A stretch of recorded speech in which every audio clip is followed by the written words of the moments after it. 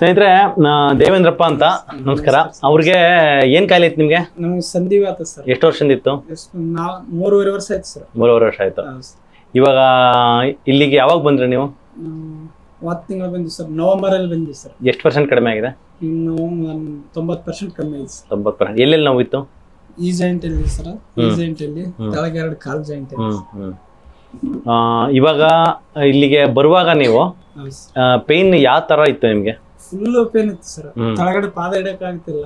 ಮಲ್ಕಂದ್ರ ಗುಂಜುತ್ತಿದ್ದು sir. 24 ಗಂಟೆ ಗಪ್ಪ ಗುಂಜುತ್ತಿದ್ದು sir. ಇವಾಗ ಏನ್ ಆ ತರ ಏನಿಲ್ಲ ಸರ್. ಇನ್ನೂ ಒಂದು 10% ಇದೆ. ಆಸೆ ಆಗುತ್ತೆ ಅಂತ ನನಗೆ ಕಾಂಪ್ರಮೈಸ್ ಇದೆ.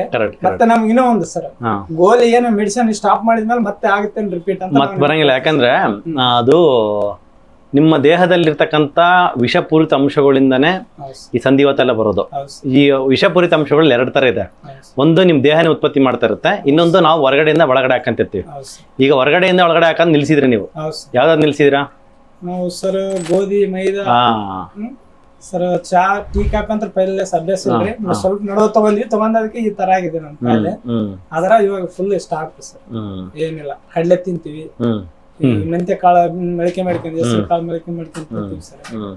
ಆದ್ರ ಕೊತ್ತಂಬರಿ ಜ್ಯೂಸು, ಒಮ್ಮೊಮ್ಮೆ ಜೀರಿಗೆ ಕಷಾಯ, ಒಂದೊಂದ್ಸಲ ಇದು ನೆಲ್ಲಿಕಾಯಿ ಜ್ಯೂಸ್ ಅಂತ ಕಂಟಿನ್ಯೂ ಕೊಡ್ತೀವಿ ಸರ್. ಆದ್ರ ಇದು ನುಗ್ಗೆಕಾಯಿ ತಪ್ಪು ಜ್ಯೂಸ್ ಅದನ್ನ ಕೊಡ್ತೀವಿ.